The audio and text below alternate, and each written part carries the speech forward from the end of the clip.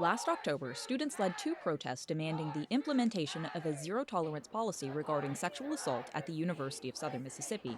6 months later, the university's administration has failed to offer these students a satisfying response to their demands.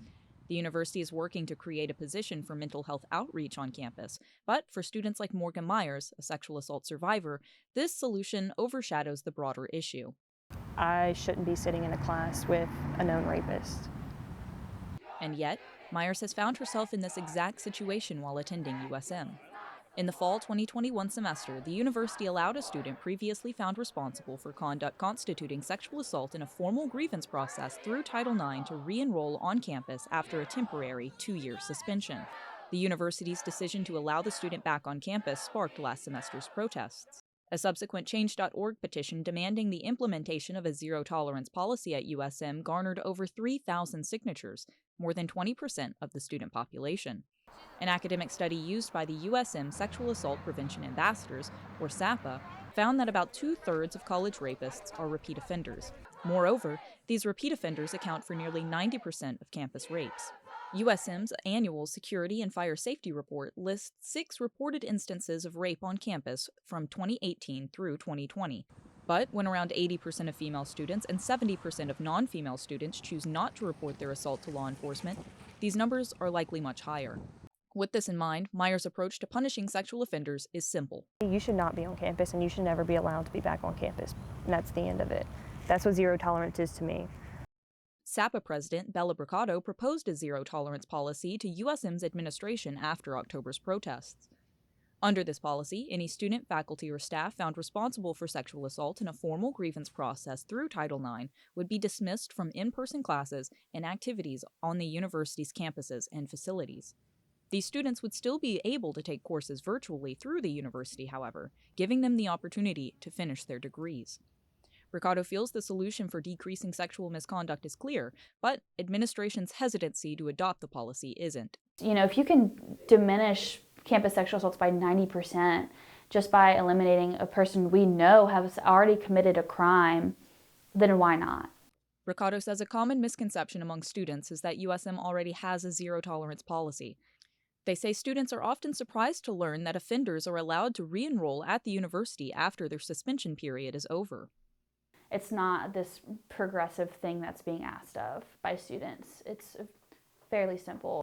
Despite students' calls for change, Director of Compliance and Ethics Paul Walters says USM is already a zero-tolerance campus. Nobody ever defined what no tolerance or zero tolerance is. Our policy is zero tolerance. We don't tolerate sexual harassment, sexual misconduct, period. Dean of Students Serena Cantrell, however, highlights USM's prioritization of student retention for repeat offenders, which contradicts the zero-tolerance policy proposed by students. Now, if you're a repeat offender here, then we might suspend you because you're not listening or you're not truly wanting to make a change.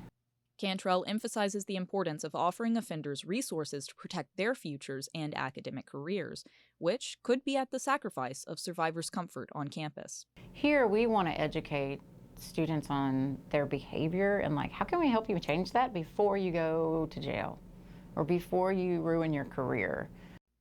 Despite claiming that USM is a zero-tolerance campus, Cantrell admits to finding difficulty locating information about zero-tolerance policies on other university campuses.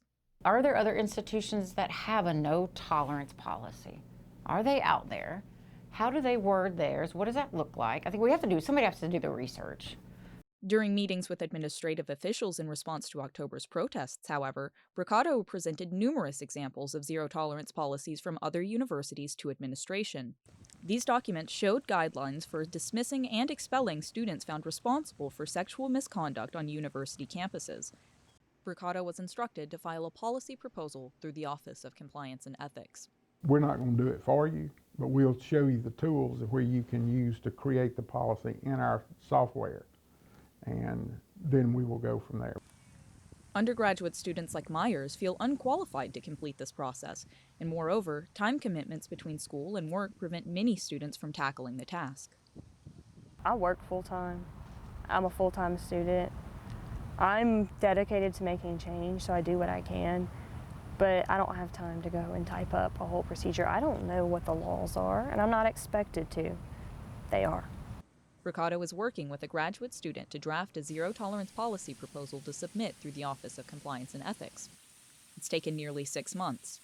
I don't want to say there's one shot because that's not necessarily true. However, you do want to make sure that you are taking your time so that you are submitting the quote most perfect form of that proposal that you can at that time. Ricardo hopes the implementation of a zero-tolerance policy into USM's sexual harassment policy and procedures will protect future students. Myers, however, feels as though the university prioritizes its reputation and finances over student safety and comfort. I just don't think Southern should be accepting anybody back that has done that on campus. And I don't understand what's so hard about that to get.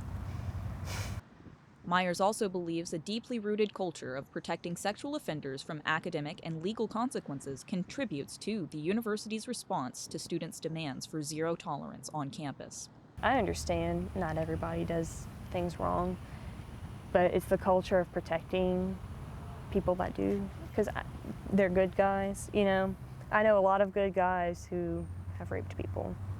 I'll just put it that way. And yeah, you can protect them all you want, but at the end of the day, someone else is going to get hurt. Sarah Kaufman and Adarius McCormick for SMTV Special Reports.